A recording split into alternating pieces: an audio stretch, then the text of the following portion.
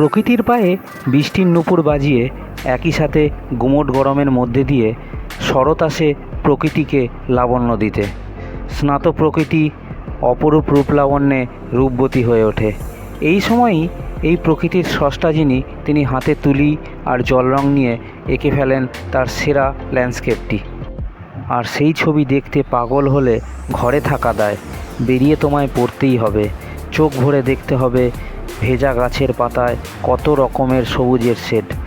গাঢ় সবুজ, কালচে সবুজ, ফিকে সবুজ, কচি কলা পাতা সবুজ। এত সবুজ দেখেও মন যখন অবুঝ হয়ে ওঠে আরও কিছু দেখার লোভে, তখন শ্রাবণের জলে টইটুম্বুর টলটলে নদী হাতছানি দেয়। ভরা নদীর হাতছানি এড়িয়ে যাওয়া সহজ নয়। আমিও পারলাম না, বেরিয়ে পড়েছি ইছামতি নদীর পরিপূর্ণ রূপ দেখতে। নমস্কার বন্ধুরা, আমার channel tour and travel with সুমনে আবার আপনাদের স্বাগত। আজ 1 সেপ্টেম্বর রবিবার। আজ আমার গন্তব্য ভারত বাংলাদেশ সীমান্তবর্তী শহর, বিখ্যাত পর্যটন কেন্দ্র টাকিতে। আজ আমি বাইক নিয়েই বেরিয়ে পড়েছি আমার বাড়ি মগরা থেকে টাকির উদ্দেশ্যে। মগরা থেকে টাকির দূরত্ব প্রায় 90 কিলোমিটারের কাছাকাছি। এই জার্নিটা আমি সফর করব গোটাটাই বাইকে করে। এই যে সামনে ফ্লাইওভারটা দেখতে পাচ্ছেন, এটা হলো আমাদের মগরা ফ্লাইওভার। এখন আমি দিল্লি রোডের ওপর দিয়ে যাচ্ছি। এখান থেকে আমার প্রথম গন্তব্য কল্যাণী।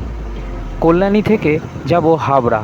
হাবড়া থেকে বসিরহাট হয়ে আমি টাকিতে ঢুকব। এখান থেকে আমাকে কল্যাণী যেতে গেলে আসাম রোড ধরতে হবে, তাই এই ফ্লাইওভারটা দিয়ে সামনেই একটা ইউটার্ন নিতে হবে আমাকে। এই রাস্তাটা সোজা আসাম রোডে গিয়ে মিশেছে। এটা দিল্লি রোড আর আসাম রোডের কানেক্টর। এই বাইপাস বরাবর আমি এখন গিয়ে উঠব আসাম রোডে। সেখান থেকে চলে যাব সোজা কল্যাণী। আমাকে গঙ্গা পেরোতে হবে। সামনেই একটু পরেই গঙ্গার ভিউটা আপনাদের দেখাবো। সামনে ডান দিকে যে বড় বিল্ডিংটা দেখতে পাচ্ছেন, ওটা আমাদের মগরার polytechnic college, elite polytechnic college. এখন বন্ধ অবস্থায় আছে, কোভিডের পরেই এই কলেজটা বন্ধ হয়ে গেছে।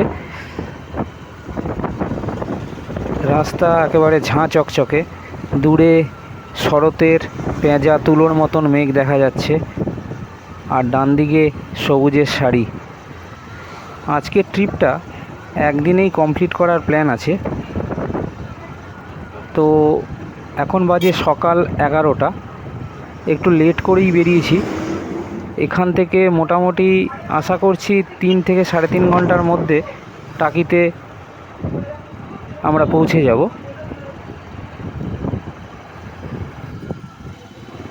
এখন আমি চলে এসেছি ঈশ্বরগুপ্ত সেতুর ঠিক সামনে। এই সেতুটা কল্যাণী এবং বাঁশবেড়িয়াকে জুড়ে দিয়েছে। সেতুর অবস্থা ভালো নয়, বাস লরি চলাচল এই সেতুর উপর দিয়ে নিষিদ্ধ আছে। তবে 4 চাকার ছোট ছোট গাড়িগুলো এই সেতু দিয়ে যেতে পারে। পাশেই একটা নতুন ব্রিজ তৈরি হচ্ছে, কাজ চলছে। আশা করি আর 2-3 বছরের মধ্যেই নতুন একটা ব্রিজ আমরা দেখতে পাবো এখানে। নিচ দিয়ে গঙ্গা বয়ে চলেছে। এই দেখুন ভিউটা, দারুণ লাগছে।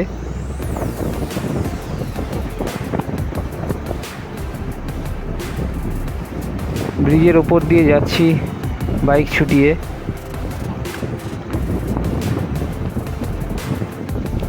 আমার প্ল্যান আছে হাবড়ায় গিয়ে কোথাও একটা ধাবা বা রেস্টুরেন্টে দুপুরের লাঞ্চটা করব। এখান থেকে হাবড়া প্রায় 40 কিলোমিটার মতো। তো ওপারেই ঠিক কল্যাণী, ব্রিজটা পেরোলেই আমরা কল্যাণীতে ঢুকে যাব। এই দেখুন এদিকে কাজ চলছে ফুল দমে।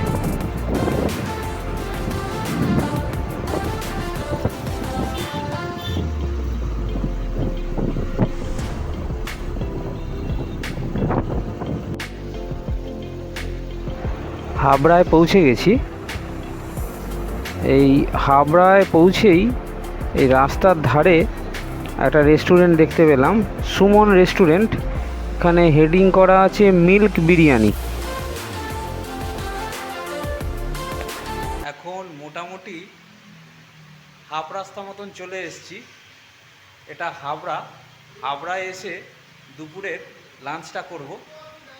বিরিয়ানি 1 প্লেট নিয়ে নিয়েছি এই রেস্টুরেন্টটা থেকে, সুমন রেস্টুরেন্ট। হাবড়া ঠিক মোড়েই এই রেস্টুরেন্টটা আছে। প্রচণ্ড জোর খিদে পেয়ে গেছিলো, তাই এখান থেকেই ঠিক করলাম যে একটা বিরিয়ানি নিয়ে নেব। মিল্ক বিরিয়ানির নাম আমি প্রথমবার শুনলাম এখানে এসে। এই রেস্টুরেন্টের ভেতরে এখন প্রবেশ করেছি, দেখা যাক এখানকার মিল্ক বিরিয়ানি কীরকম স্বাদ। তো দুপুরবেলায় এখন রেস্টুরেন্ট একটু খালি আছে, সেরকম কেউ নেই। আমি আর 2-1জন এসছিল খেতে, তারা চলে গেছে। 1 প্লেট মতো মিল্ক বিরিয়ানি অর্ডার করলাম, দাম পড়ল 120 টাকা। 1 পিস চিকেন দিয়েছে, তার সাথে ডিম সিদ্ধ আছে, স্যালাড আছে, আর দই নিয়েছিলাম, টক দই 1 প্লেট পড়ল 20 টাকা মতো। দুপুরের লাঞ্চ করার পর আবার বেরিয়ে পড়েছি। এখন হাবড়া থেকে যাব বসিরহাট। হাবড়া থেকে বসিরহাটের দূরত্ব 37 কিলোমিটার। আমাকে বাদুড়িয়া হয়ে যেতে হবে। বসিরহাট পৌঁছে গেছি। এখান থেকে টাকি 14 কিলোমিটার মতো, আর হাসনাবাদ হচ্ছে 15 কিলোমিটার। আশা করছি আর আধ ঘন্টার মধ্যে আমরা টাকি পৌঁছে যাব। এই দেখুন টাকির ভিউ, একেবারে ইছামতির ধার বরাবর বাইক নিয়ে যাচ্ছি। এপারে টাকি আর ওপারেই প্রতিবেশী বাংলাদেশ। দেখুন শুধু ভিউটা, এক দারুণ মনোরম দৃশ্য উপভোগ করতে করতে চলেছি ইছামতি নদীর পার বরাবর। পরবর্তী পর্বে টাকির বিখ্যাত টুরিস্ট স্পটগুলো আপনাদের সামনে তুলে ধরব। আপনারা সঙ্গে থাকুন, সাথে থাকুন।